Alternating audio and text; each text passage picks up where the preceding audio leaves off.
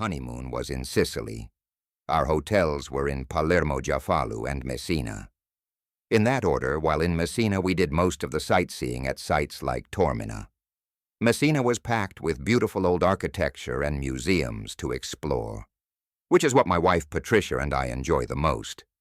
Messina is a port-heavy city, and like the rest of Sicily, there are a lot of English-speaking tourists, but also a lot of Italian-speaking locals.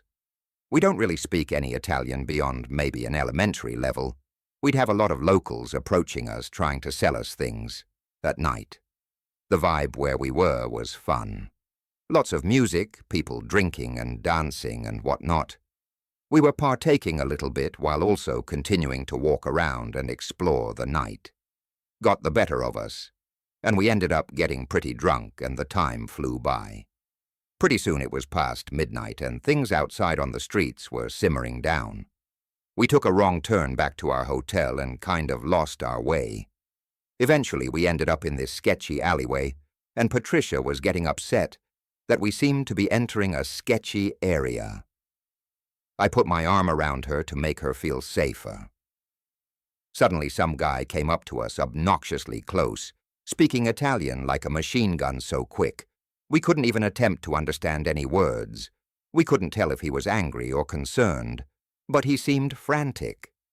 He kept saying this word phantasma. At that moment, I didn't know what that word meant. I pushed the guy out of our faces and walked Patricia and I quickly. Out of the alleyway, he yelled more stuff at us in Italian. I didn't understand a single word of it as we got away from him.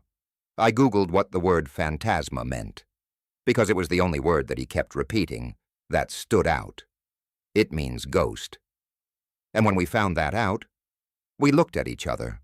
I couldn't help but nervously laugh, to try to get Patricia laugh as well, simply because it sounded ridiculous. We were in this dark, sketchy area of the city. For sure, there didn't seem to be anyone else around. We'd normally call an Uber, but it's not even a thing in Sicily. So we had to walk it. I have to admit, I was probably as uncomfortable as Patricia, as we'd heard certain parts of the city were unsafe at night. There was this quiet woman's crying sound coming from behind us. All of a sudden, we both heard it, and we both looked back. There was this young but freakishly tall woman about 10 yards away from us, walking slowly in our direction. Her face was buried in her hands. Her height was actually unnaturally tall. She looked taller than me. In fact, it was so creepy that even Patricia was usually a sweet, nurturing person. Whispered that we should get the hell away from her. We jogged down this narrow street and turned left to another alleyway, and we turned back again to the crying sounds. That woman was now at the end of this alleyway just behind us, but still walking at the same slow speed, her face still buried in her hands. It felt like we were in this channel of alleyways and narrow one-way streets, and every time we turn, we'd still hear the crying behind us. It only stopped when we made it back to, I guess, what you call one of the main roads with other civilian traffic. Besides us from there, we simply walked back to the hotel. Patricia kept insisting what we saw was a ghost, and every time she said it, it gave me chills. This story doesn't do it any justice in explaining just how disturbing seeing that tall, lanky woman walking towards us in that alleyway was, not to mention that guys say the word ghost in Italian over and over. I'm not ruling it out as some kind of crazy, over-the-top joke. For all I know, we ended up on some Italian YouTube prank channel, but Patricia insists on believing it was actually a ghost. We saw, and it still gives me chills thinking about that possibility. For my wife and I's honeymoon, we went to Hawaii. Our hotel was on Maui, which we heard was the best island for couples and honeymoons. The hotel was on the 7th floor beach, and every night they'd have torch shows, luau's, and other kinds of live entertainment during the first few days. We did a lot of drinking and restaurant hopping. On our 4th day, we wanted to explore one of the jungle hiking trails, as there are a bunch on the island, and it was on our bucket list for the trip. We drove our rental car a long drive to the nearest parking lot to PPI Trail, a long scenic trail in bamboo forest. In the jungle, the trail would eventually lead to numerous waterfalls and hidden ponds that you could swim in. We were told about it by some locals and other tourists, so that's what we wanted to do. There were a few cars in the parking lot. But the parking lot wasn't just for this one trail. Walking down the path for a while, it truly was just a wall of bamboo on either side of us. It was truly an environment I'd never seen before. My wife stopped us and pointed at a small animal slightly off the trail. It was a mongoose. It was stopped, looking at us, and we both thought it was adorable. My wife started approaching it, slowly bent down to appear smaller and less intimidating. I did the same. Of course, the little creature ran away pretty swiftly. My wife chased after it. Goofy, I followed suit as we got deeper into the jungle. Straying away from the trail, we heard the sound of water. It was a waterfall nearby. We followed the sound of it until we came to this beautiful pond, with a small waterfall pouring into it. We dipped our feet in the water, and it was a surprisingly comfortable temperature, and it was deep enough to submerge ourselves in. So we decided to do a little skinny dipping, knowing how unlikely it would be that anyone else would be here. Well, apparently we were wrong about that, because as we were in the water, my wife shrieked and said, "Oh my God!" as she pointed at some older man in a straw hat with a long gray beard standing in the jungle half behind a tree, staring at us. I'm too nice of a person. So I waved for some dumb reason, instead of yelling to stop creeping on us, because that's what it looked like he was doing. He didn't wave back. He didn't smile. He didn't even move. I looked at my wife and said, "We should leave." But she didn't want to step out of the water naked for him to see. I kind of agreed. So now I called out to him asking if he needed something, and only then he called back in a surprisingly deep voice, saying he's looking for his dog. I said we haven't seen it. And then he walked away. I said to my wife, "We need to go immediately." We got out of the water and got dressed, then tried to find the trail, but we couldn't find it. We strayed far enough away from it that we were apparently lost. We had lost the direction we came from, and there was no cell reception out here. It was getting late in the day, and panic was setting in by the time the sun was setting. My wife was in tears.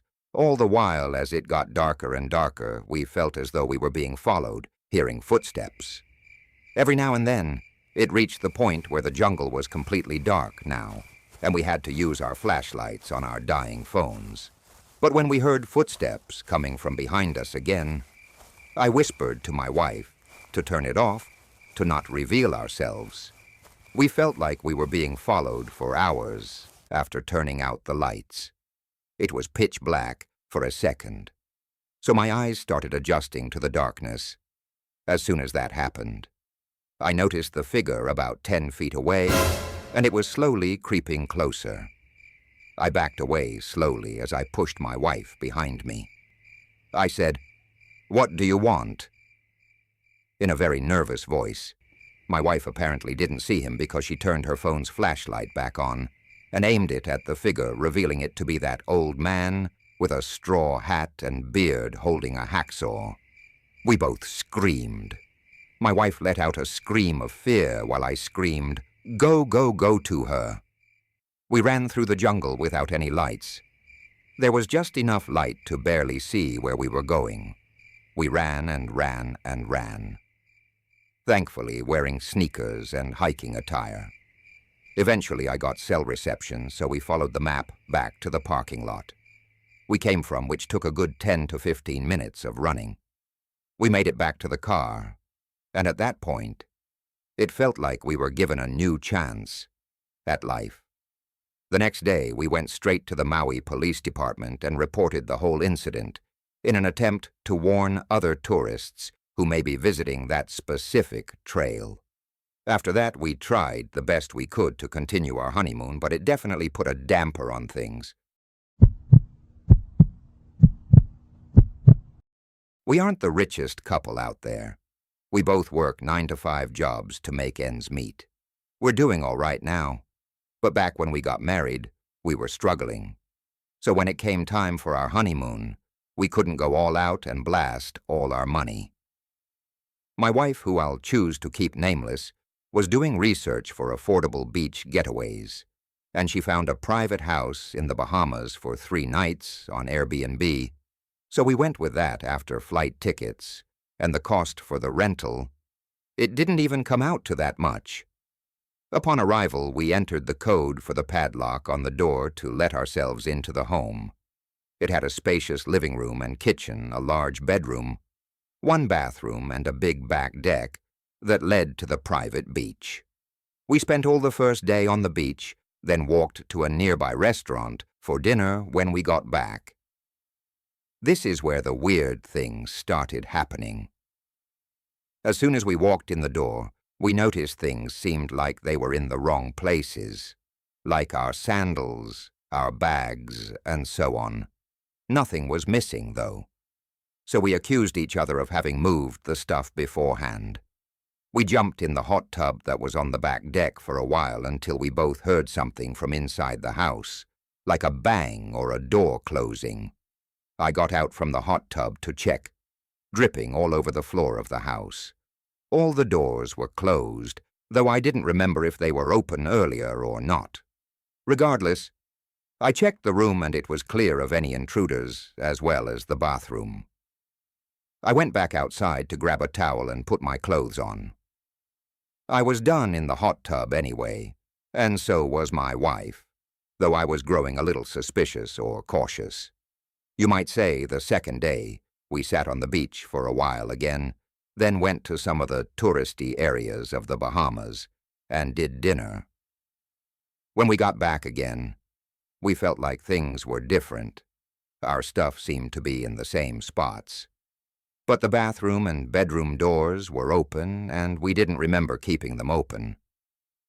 We knew it was possible we were being paranoid now and didn't actually remember how the doors were left. But still it was getting uncomfortable now. We made sure all the windows and doors were locked, and we skipped the hot tub that night. We just watched movies on the TV in the living room. As there was a bunch of included streaming services on there was no upstairs to the house, yet we thought we could hear little taps and whatnot above our heads. Maybe the roof, maybe an iguana or some similar creature. At this point, we were even starting to think there might be some kind of bohemian creepy crawly in the house. It seemed like a more logical explanation as to there being an intruder in this relatively small space. That night I was in bed before my wife. She was in the shower when I heard her scream. I basically exploded out of bed to run into the bathroom. She turned the water off by that and told me that there was something in the vent above the shower. I got on the ledge of the tub and looked in it, but it was too dark in there. However, I did hear some tiny noises coming from him there. This almost confirmed that there was a rodent or some small creature in the vents of the house. Still, we had one more day. It wasn't our problem. We went to bed together. The next thing I remember was waking up to my wife shaking me. She had this horrified look on her face that immediately sent shivers down my spine. She told me to listen, and the silence of the room allowed me to hear it, this frantic whispering sound coming from the ceiling, particularly one of the ceiling vents that was it. I grabbed my phone to call the owner of the Airbnb. I heard the ringing, but simultaneously I heard this vibrating sound from above us. Immediately I started to think, wait, is there an upstairs that the owner is living in? The vibrating above us stopped, almost as quickly as it started, but the call was still ringing on my end. Curiously, I took my phone's flashlight and aimed it up through the vents, and for just a split second, I saw someone looking down through the vent into the room. Most notably, I saw their eyes. We packed all of our important stuff as quickly as we could. It took all of about 30 seconds and we were out the front door. We ran through the sandy dirt road until we came to a street, and we stopped to catch our breaths. We stayed in a cheap hotel that night, and the next night as well, the last day, we spent most of it waiting at the airport, but we reported this incident to Airbnb, and we got all of our money back.